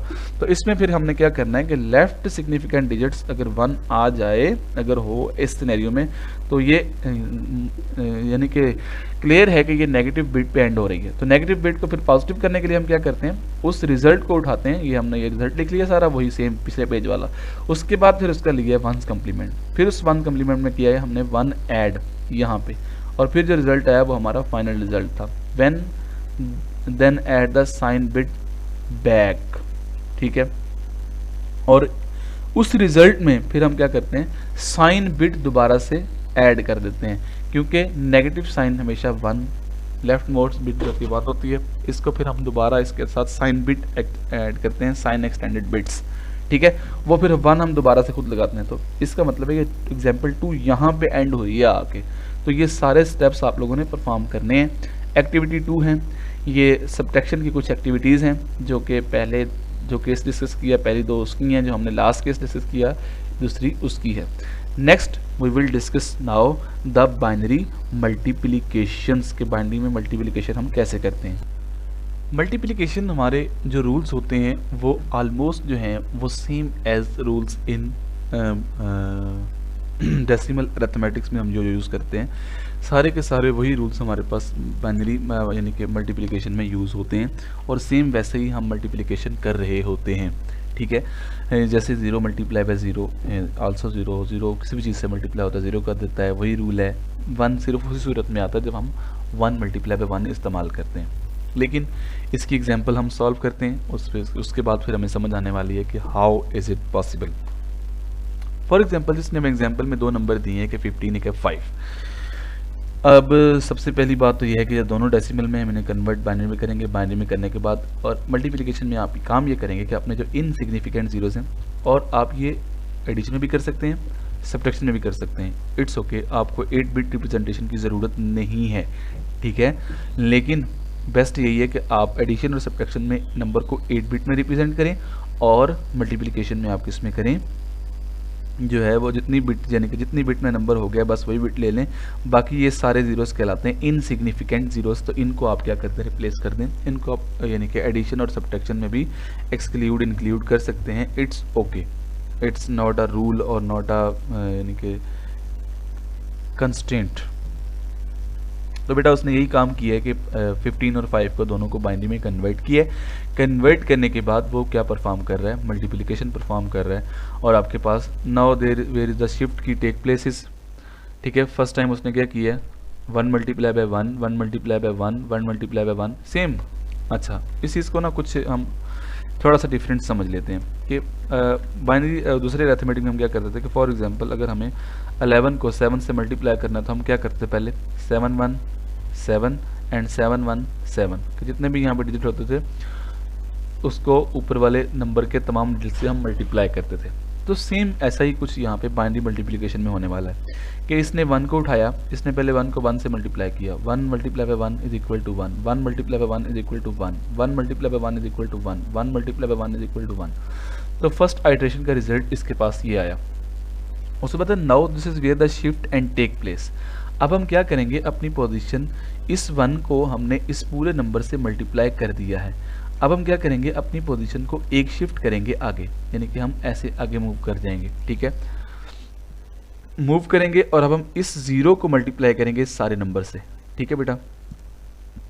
अब देखें, अब इस 0 की बारी।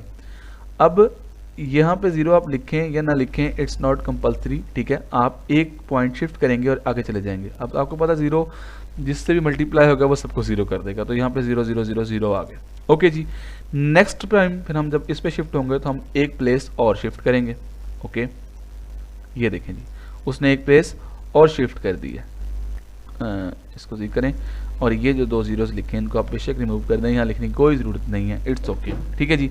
उसके बाद क्या करें जी, हमने इस 1 को सबसे मल्टीप्लाई किया, 1 1 द 1, 1 1 द 1, 1 1 द 1। सेम जैसे आप मल्टीप्लिकेशन लाइक सिंपल मल्टीप्लिकेशन अपने दूसरी मैथमेटिक्स में करते हैं, तो ये ठीक है। उसके बाद आपके पास ये रिजल्ट्स आ गए, आपने इन तमाम रिजल्ट्स को क्या कर देना है, ऐड कर देना है। तो ये देखें जी, 1 plus 0 is equal to 1, 1 plus 0 is equal to 0, 1 plus 1 0, carry 1, 1 plus 1, sorry एक मिनट, ये कैसे है, 1 plus 0 is equal to 1, 1 plus 0 is equal to 1, 1 plus 1 is equal to 0, carry 1, 1 plus 1 is equal to 0, carry 1, 1 plus 1 is equal to, ये कैसे इसने किया हुआ है, इसको ना देख लीजिएगा, एडिशन के हिसाब से आप लोगों ने देख लेना है कि ये, बल्कि हम इसको यहाँ पे परफॉर्म करके देख लेते हैं अपने एडिशन फार्मूले के लिहाज से। मुझे लग रहा है कि वो इसने गलत किया हुआ। 1 प्लस 0 इज इक्वल टू 1, यहाँ पे सिंपल एडिशन करनी है जो हम पहले पीछे करके आए हैं। 1 plus 0 is equal to 1, okay बेटा। 1 plus 1 is equal to 0, carry 1, 1 plus 1 ऊपर वाला कैरी। तो यहाँ पे हमने एडिशन के रूल में देखा था, अगर मैं आपको दिखा सकूं कि अगर 3 1s हों तो हम क्या लगाते हैं, 1 लगाते हैं और 1 कैरी भी होता है, वो मैं आपको रूल अभी दिखा देता हूँ। ये करने के बाद 1 प्लस 1 अगेन 0, ठीक है जी, and 1, 1 plus 1 again 0 and carry 1। अब कोई डिजिट नहीं बचा ऐड करने के लिए, तो ये वैसे का वैसे आ जाएगा। तो 1 0 0 1 0 1 1, ये हमारा आंसर है, जो नेक्स्ट स्लाइड पे हम यहाँ पे उसने 1 0 0 ये इस वाली स्लाइड पे उसने हमें दिया है 1001011, ठीक है। तो ये यहाँ पे जो हमने काम किया, तो ये बाइनरी एडिशन का हमने एक रूल ऊपर पढ़ के आए हैं बाइनरी एडिशन में, कि अगर हमारे पास 3 नंबर 1+1+1 हो तो हम 1 रिजल्ट भी 1 होता है और हम कैरी भी 1 करते हैं। लेकिन अगर 2 नंबर ऑफ 1s हों तो हम रिजल्ट 0 आता है और इसका कैरी 1 आता है। तो इस यानी कि रूल को हमने यहाँ पे इम्प्लीमेंट किया है। ये बेटा आप लोगों के लिए कुछ एक्टिविटीज़ भी मैंने दी हैं कि आप लोगों ने जो है वो ये मल्टीप्लिकेशन परफॉर्म करनी है। Next we will discuss the last binary arithmetic operation called binary division. Binary division basically हमारे पास सेम एज टू होती है डेसिमल डिवीजन। जैसे हम long repeated division method use करते हैं डेसिमल नंबर के अंदर, सेम वैसे ही हम जो है वो बाइनरी डिवीजन के मेथड को यूज़ करते हैं। यहाँ पे बाइनरी डिवीजन आपकी स्लाइड्स के अंदर गिवन है, जिस मेथड से है मैं उसी मेथड से आपको एक एग्जांपल बाइनरी डिवीजन की खुद से करवाने लगा हूँ। आप लोगों ने इसको बड़े ध्यान से समझना है। जब इसको आप समझ लेंगे आपको स्लाइड्स की एग्जांपल और बाइनरी डिवीजन इंशाल्लाह अच्छे तरीके से समझ आ जाएगी। लेकिन इसको ध्यान से समझिएगा, ये थोड़ा सा ट्रिकी कॉन्सेप्ट है लेकिन बहुत ईजी है। इसमें अब हम इस एग्जाम्पल को खुद से सॉल्व करते हैं और हम देखते हैं कि व्हाट इज़ बाइनरी डिवीजन और बाइनरी डिवीजन हम परफॉर्म कैसे करते हैं। सबसे पहले जी हम अपना डिविडेंड को लिखते हैं। हमारा डिविडेंड है 1 0 0 1 1 1 0 और हम अपने डिवाइजर को लिख लेते हैं जी 100। बेसिकली 100 नहीं है, ये हमारे पास बाइनरी नंबर है 100 एंड ये हमारे पास एक दूसरा बाइनरी नंबर है। इस नंबर को हम डिवाइड कर देंगे इस नंबर के ऊपर, ये हमारा डिवाइजर है और ये हमारा डिविडेंड है। अच्छा डियर्स, बात ऐसे है कि जब भी आपने डिवीजन करनी है तो आप सबसे पहले ये देखें कि डिवीजन पॉसिबल भी है कि नहीं। फॉर एग्जांपल आप कहते हैं जी 420 डिवाइडेड बाय 4। आप देखते हैं कि यार मैं कितने पे डिवाइड करूं तो ये जाएगा। आप सबसे पहले छोटा डिजिट देखते हैं, यार मैं 4 दिया 12, 4 चौके 16, 4 पंच 20, 4 दिया 40 करूँगा तो ये करीब करीब हो जाएगा और जनाब यहाँ पे 2 आ जाएगा, ठीक है। और उसके बाद मैं 4 5 20 करूं तो जनाब मेरा ये हो जाए। मींस कि हम क्या करते हैं, हम जब रिपीटेड डिवीजन मेथड डेसिमल के अंदर यूज़ कर रहे होते हैं तो हम देख रहे होते हैं कि ये आगे वाला नंबर क्या है और इसकी डिवीजन इसके साथ पॉसिबल भी है या नहीं, ठीक है। इस पर्पज़ के लिए हम ये थोड़ा सा सर्वे परफॉर्म करते हैं, देन फिर हम क्या करते हैं, हम परफॉर्म कर रहे होते हैं डिफरेंट ऑपरेशंस। तो सेम ऐसे ही जनाब आपके पास बाइनरी डिवीजन में भी होता है। अब अगर आप इसकी वैल्यू नोट डाउन करें कि 100 क्या है, आप 2 रेज़ की पावर ड्रा कर लें 0, 2 raise to power 1 and 2 raise to power 2, ठीक है। 2 रेज़ टू पावर 2 1 होता है, 0 0, तो ये इक्वल टू किसके है बच्चे, ये इक्वल टू 4 के है, ठीक है। डेसिमल 4 की वैल्यू बनती है। अब आप देखें कि मेरी डिवीजन कब पॉसिबल होगी।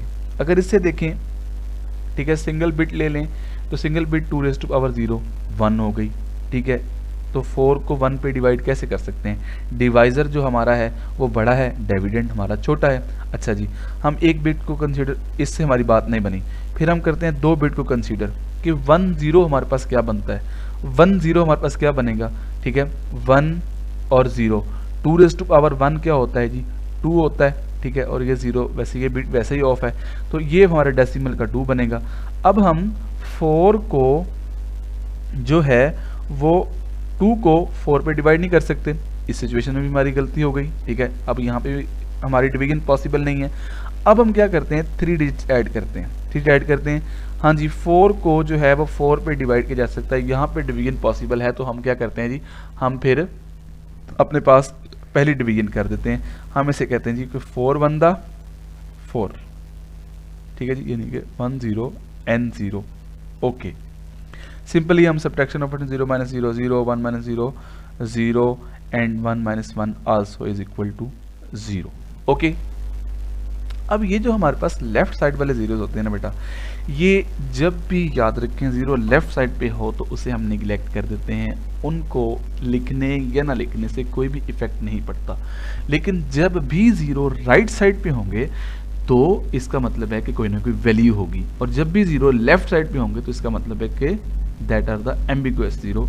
लेकिन लेफ्ट साइड पे भी उन जीरोस के बाद कोई भी आगे 1 ना आता हो, ऐसा नहीं है कि यहाँ पे कोई 1 भी और आप कह दें कि सर ये सारा फजूल है। नहीं, जहाँ पे बिट ऑन है इसका मतलब है वहाँ से कोई ना कोई वैल्यू आ रही है, क्योंकि हम काम कर रहे हैं डिजिटल सिग्नल्स के साथ। अच्छा जी, उसके बाद हम क्या करेंगे, सबसे पहले एक बिट को नीचे शिफ्ट करेंगे। एक बिट को क्या करेंगे, नीचे शिफ्ट करेंगे, 1 को नीचे लेकर आएंगे। अब हम, क्योंकि ये लेफ्ट साइड वाले जो जीरो हैं ये हमारे लिए एम्बिगुअस है, अनएम्बिगुअस है, हमारे लिए ये कोई भी अहमियत नहीं रखते। तो अब हम इस 1 को देखेंगे, क्या हम 1 बिट से इसको इससे डिवाइड कर सकते हैं?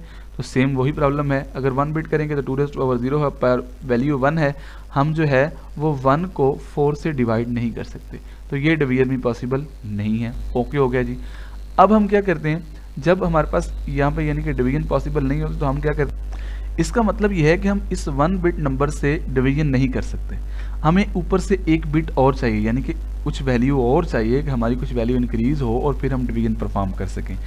तो इसके लिए फिर इस डिजिट को नीचे उतारने के लिए, जब हमें यानी कि डिवीजन नहीं हो रही और हमें एक पॉसिबल डिजिट ऊपर से और चाहिए, तो हम बेटा ऊपर अपने क्वोशंट के अंदर 0 पुट करते हैं और एक बिट को हम और नीचे उतार लेते हैं। यहाँ पे हमारे पास एक बिट और आ गया।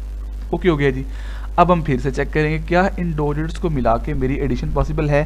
तो अगर मैं दोनों को मिलाऊं तो 2⁻0 क्या होता है जी, 1, एंड 2⁻1 क्या होता है, 2, ये हो गया 3 इज इक्वल टू 3 बनता है, ये वाला जो पेयर है मेरा 3 बनता है। तो क्या 3 division 4 is it possible? It's also not possible, ये पॉसिबल ही नहीं है। क्यों पॉसिबल नहीं है? क्योंकि डिवाइजर बड़ा है, डिविडेंड छोटा है। अच्छा जी, हमें एक और बिट चाहिए होगी। अब इस बिट को लाने के लिए हमें क्या करना होगा, एक 0 पुट करना होगा अपने क्वेश्चन में और देन हमें इस बिट को नीचे लेके आना होगा। तो हम इसको नीचे ले गए। अब हमारे पास देखते हैं क्या नंबर बनता है जी। अब ये सारी बिट्स 1 हो गई हैं, ये 4 है, ये 2 होता है और ये 1 होता है, तो इसकी वैल्यू अब टोटल क्या हो गई है, 7। हाँ जी, अब 7 को आप 4 पे डिवाइड कर सकते हैं। हाँ जी, इट्स वैलिड, इट्स वैलिड। ये डिवीजन, यहाँ पे डिवीजन पॉसिबल है तो हम ये काम कर सकते हैं। तो अब हम ये काम करेंगे। ठीक है जी, हम क्या करेंगे, हम इसको कितने 4 को कितने पे लेके जा सकते हैं, 1 पे लेके जा सकते हैं, 2 पे लेके जा सकते हैं। हम इसको सिर्फ 1 पे लेके जा सकते हैं। क्यों? क्योंकि हमारे पास जो है वो ये पूरा डिवाइड नहीं हो रहा, तो हम इसे 1 पे ले जाएंगे। ठीक है जी, तो हम जी इसको 1 पे ले जाते हैं दोबारा से, 1 0 0। Okay, then we apply same method subtraction, 1 minus 0 1, sorry, and 1 minus 0 1, and 1 minus 1 is equal to 0. Okay, next we will see the check the same step. ठीक है जी, क्या हम इन दोनों को यूज करके, 2 बिट को यूज करके हम डिवीजन परफॉर्म कर सकते हैं? नहीं जी, 2 बिट है, 2⁻0 वाली और 1 वाली, ये ऑन होगी 2 दे देगी, ये ऑन होगा 1 दे देगा, टोटल 3 बनेगा। तो 3 को हम 4 पे डिवाइड नहीं कर सकते, ये पेज हमने पहले भी देखा हुआ है। ओके, हमें क्या करना पड़ेगा, ऊपर से कोई ना कोई बिट लेके आनी पड़ेगी। ऊपर से बिट लाने के लिए हम क्या करेंगे, क्वोशंट में 0 ऐड करेंगे और इस बिट को नीचे उतारेंगे। ओके बेटा, ये नीचे उतारा। अब हम देखते हैं कि अब हमारी वैल्यू क्या हुई है। अब हमारी वैल्यू हो गई है 2⁻3 भी साथ मिल गई है, ये वाली बिट भी ऑन है, ये 2⁻1 वाली भी ऑन है, 2⁻0 वाली ऑफ है। ठीक है, ये देखें पहली 2 बिट ऑन है, दूसरी ऑफ है। तो कौन कौन सी ऑन हुई हैं, 3 और 2। 3 वाली बिट ऑन हुई है, 2⁻3 क्या होता है जी, सॉरी 2⁻2, 3 नहीं होगा। 4 वाली बिट ऑन हुई है और 2 वाली बिट ऑन हुई है। 4 + 2 = 6 है, 6 को 4 पे डिवाइड किया जा सकता है। Yes, it is possible. तो हम अब ये काम करते हैं जी कि हम 4 1 4 और इसके ऊपर ये 100 ये हमने लगा दिया। ठीक है जी, ये हमारे पास ये पैड का साइज हम थोड़ा सा बढ़ाते हैं अपने पेंट का, हम इसको एक्सटेंड करते हैं जी, कोशिश करते हैं कि अल्लाह करे एक्सटेंड हो जाए, हमारी बात मान ले। ओके, 0 - 0 0, 1 - 0 1, ठीक है, एंड 1 - 1 0। अब इस 0 की कोई अहमियत नहीं है, इसको हम डिस्कार्ड करते हैं, इसका भी हमने डिस्कार्ड कर दिया था, लेकिन इस 0 की अहमियत है क्योंकि राइट साइड पे इसका मतलब है कोई ना कोई वैल्यू आ रही है। अब यहाँ पे देखें इस 1 0 को, अगर हम 1 0 की बात करें तो 2⁻0 वाली बिट ऑन है, ऑफ है, और 1 वाली ऑन है। अब ये 2⁻1 1 होता है, सॉरी 2 होता है। ओके, एंड ये 2⁻0 जो है हमारे पास क्या होता है 1 होता है। अब ये वाली बिट जो है ये ऑफ है, ये वाली ऑन है, इसका मतलब हमारे पास नंबर जो आएगा वो 2 आएगा। तो 2 को हम 4 पे डिवाइड नहीं कर सकते, डिवीजन इज नॉट पॉसिबल। लेकिन अब हमारे पास ऊपर कोई डिजिट भी नहीं है कि जिसको हम नीचे उतार सकें, ऊपर कोई डिजिट भी हमारे पास नहीं है कि जिसको हम ऊपर से नीचे उतार सकें, हम नहीं उतार सकते। ठीक है, तो फिर अब हमें क्या करना पड़ेगा, अब हमें जो है एक डिजिट की ज़रूरत पड़ेगी जिसे हम नीचे लेकर आएंगे। 0 - 0 0 होता है जी, 1 - 1 1 1 - 0 1 होता है, एंड 1 - 1 क्या होता है हमारे पास 0 होता है। और जब ये देखें हमारे पास ये सारे के सारे रिमाइंडर्स जो हैं वो 0 हो जाते हैं। यहाँ पे देखें अब हमने क्या किया, इसको 1 पे डिवाइड किया, ये 0 हमने कैसे लेके आए, यहाँ पे इसके साथ हमने 0 कैसे लगाया कि हमने जैसे ही हम 0 की बात करते हैं तो हम क्या इंसर्ट करते हैं डेसिमल पॉइंट। जैसे डेसिमल पॉइंट लगाया तो नीचे हमने एक और डिजिट उतार लिया। ठीक है, डेसिमल पॉइंट की वजह से हमारे पास यहाँ पे क्या आ गया जी, एक 0 आ गया। देन जैसे 0 आया तो हमने कहा कि ये भी 4 के इक्वल हो गया है, तो 4 पे डिवाइड हो सकता है, इज इट पॉसिबल। ये ट्रू डिवीजन है, तो हमने इसको फिर 1 से डिवाइड किया, तो ये हमारे सारे रिमाइंडर जब 0 हो गए, तो हम जब हमारे रिमाइंडर 0 हो जाते हैं तो हम अपने डिवीजन प्रोसेस को एंड कर देते हैं। तो ये जी आपके पास क्या आ गया, आपकी डिवीजन का रिजल्ट आ गया। Thank you very much. तो अब तक आप लोग ये देख सकते हैं कि हमें इस क्वेश्चन का आंसर जो है वो मिल चुका है बाइनरी अरिथमेटिक को करने के बाद, कि हमारे प्रोसेसर का ये जो यूनिट डिज़ाइन है यानी कि ALU है। ठीक है बेटा, जो ALU है, ये ALU ये कैसे अरिथमेटिक ऑपरेशन परफॉर्म करता है, वही बात जो हमने लेक्चर के स्टार्टिंग में की थी कि 2 + 2 हम उसे इंस्ट्रक्शन तो डेसिमल की देते हैं, वो कैसे उसको जो है वो परफॉर्मेशन करता है। तो वो बेटा उसको बाइनरी अरिथमेटिक के ज़रिए से पहले उसको बाइनरी में कन्वर्ट करता है, उस फॉर्म में लेके जाता है, देन उसके ऊपर binary arithmetic operation using ALU, ये अरिथमेटिक एंड लॉजिक यूनिट के अंदर जो ऑपरेशन इस्तेमाल होते हैं, या वो अरिथमेटिक बाइनरी अरिथमेटिक से होते हैं या वो लॉजिकल ऑपरेशंस होते हैं, कंबाइन, ब्रांच, कंडीशंस, ये चीज़ें इंशाल्लाह हम जो है वो बूलियन एक्सप्रेशन को जो है वो बूलियन एक्सप्रेशंस होते हैं। आज हमने बाइनरी अरिथमेटिक्स को इस लेक्चर में देख लिया। नेक्स्ट लेक्चर में जो है हम इंशाल्लाह बूलियन एक्सप्रेशन को देखेंगे कि ALU बूलियन एक्सप्रेशन के साथ काम कैसे करता है, और इसी के साथ ही हमारा ये चैप्टर भी एंड हो जाएगा। आज हमने क्या देखा, how CPU represent data, process data and machine cycle. हमने देखा कि मशीन साइकिल क्या होता है, इंस्ट्रक्शन पहले फैच होती है, फिर उसके बाद इंस्ट्रक्शन डिकोड यानी कि उसको बाइनरी में कन्वर्ट किया जाता है, देन उसे स्टोर किया जाता है। नेक्स्ट हम देखेंगे हाउ कंप्यूटर प्रोसेस डाटा के मेमोरी पार्ट को, और हम देखेंगे कि इसके ऊपर कौन कौन से कंपोनेंट इफेक्ट करते हैं। वो हमारा सारा काम जो है ऑलमोस्ट कंप्लीट है। तो आप लोग जो है वो इसकी प्रैक्टिस करें बाइनरी अरिथमेटिक्स की, और एग्जाम्पल्स को सॉल्व करके आएँ। और कोई भी मसला हो तो आप मुझे कमेंट्स में बता दें, या फिर जो है वो अपने ग्रुप्स में जो है वो क्यूरीज कर दें अपने CRs एंड GRs को। थैंक यू वेरी मच जी, मिलते हैं इंशाल्लाह नेक्स्ट एक इंटरेस्टिंग लेक्चर के साथ।